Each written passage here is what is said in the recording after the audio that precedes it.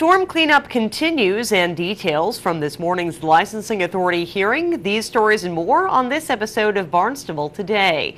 It's Monday, February 11th, 2013. I'm Sarah Colvin.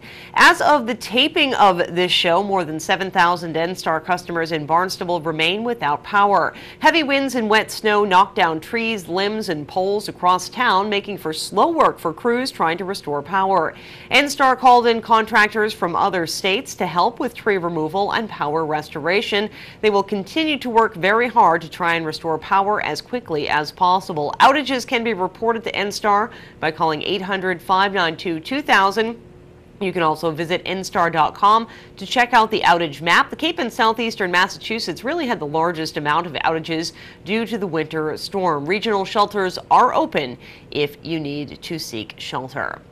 Well, you'll soon be able to order a Bloody Mary with your breakfast at the Original Gourmet Brunch on Main Street. Manager John Cotter appeared before the Licensing Authority this morning, asking for a change of license type from common victualler wine and malt to common victualler all alcohol. As Cotter explained, he's not planning to create a full bar, but wants to give patrons another breakfast beverage option. Finally going to have a Bloody Mary with your eggs. That's what my customers have been asking me for about the last year, and I've been hammered about the question all the time. Why don't you serve them? So basically what I'm here for is to ask is for the full liquor license is basically Bloody Marys and cordials for coffees.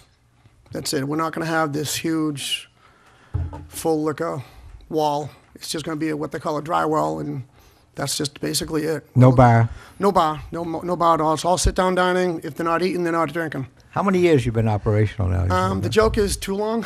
Yeah. We've been there 29 years. It'll be 30 years in June. And we've had the full, the beer and wine license came with the restaurant when we purchased the restaurant. So I was just going to increase it to that.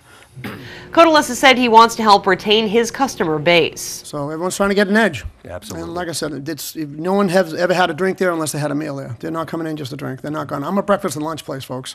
That's how it works. That's how it's always worked.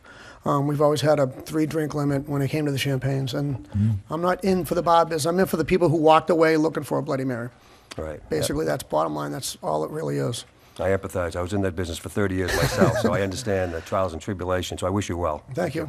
The change of license for the Original Gourmet Brunch was approved. Meanwhile, the question of availability of package store licenses and to whom they should be given continues to plague the Licensing Authority. Today, Jeremy Cotter, representing the managers of the AM/PM convenience store on Burses Way, were before the board asking for a new annual retail wine and malt package store license. This is a request. This is the convenience store down on Burses Way in the what I call the Bobby Burns Plaza. That borders 28 and Burses Way. My client next to me is Paresh Patel. He's the president of Omarsh Corporation, and next to him is his brother Chantal Patel, who's the manager. The convenience store is open. It used to be a Christie's. It's open from 6 a.m. to 11 p.m. 7 days a week. It's a 3,000 square foot convenience store. My clients have been running it since 2006. It's about 3,000 square feet. They are looking for the right to now sell beer and wine. This apparently is the very last package store license available in town.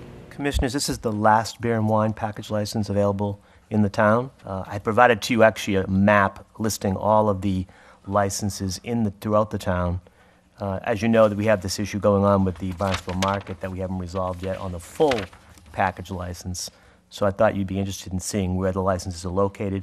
This being the last beer and wine, whether you want to handle that as a first come first serve, or whether you want to advertise that as the last available license for application, is up to you. Is this common knowledge that we have one available? Well, it's for those that call and ask the question. I tell them that, but it's not in the paper or anything like that. Cotter further explained why AM/PM would like to add beer and wine to its offerings. To my knowledge, although I had exact knowledge of where the other beer and wine or other alcohol.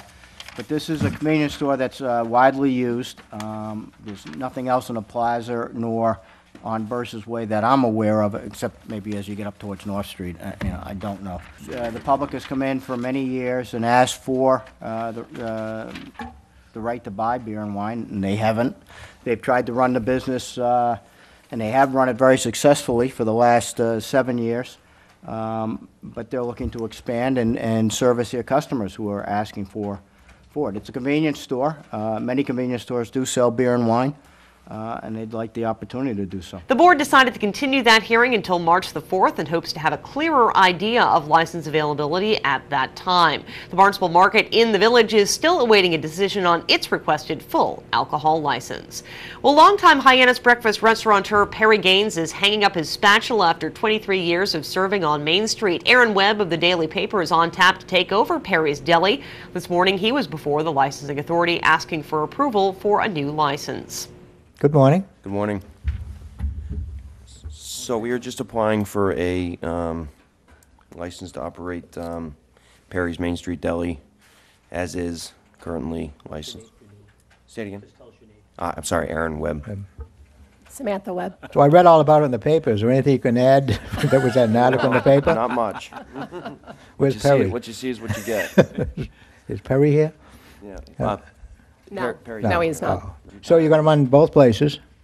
Correct. Yep. Been pretty busy yesterday morning. I had to wait a long time. Who do I complain to? Very good. We did the best we could. We installed a generator Yeah, back I on the figured you had a generator. Friday before Hurricane Sandy, and it's paid dividends already. So But the food was worth the wait. I appreciate that. Thank you. Any questions regarding this application? It's pretty straightforward. Anyone present like to speak to this application? Seeing none? No changes, nothing. No. Zero. Nope. Nothing. That license was approved. And before the meeting adjourned, Barnstable Police Lieutenant John Murphy had details about the recent conviction of a former secondhand dealer. I'm sure the board's aware, but I would like to communicate that this past week, after a week-long trial in Barnstable Superior Court, Carl Marchetti from Cape Cod Precious Gems was convicted of 5 counts of receiving stolen property and sentenced to a 4 to 5 year sentence in MCI Walpole, on and after another 4 to 5 sentence in Walpole. So he has a show cause hearing on for March. We'll address that at that point in time, but I would like to communicate to the board that Superior Court Judge Gary Nickerson pointed out the Barnstable bylaw that you guys so heartily endorsed was tantamount and assisted the prosecution of that case. The guidelines that you folks saw to put in place greatly aided the police department in the prosecution of that case, and I just wanted to point that out to the board.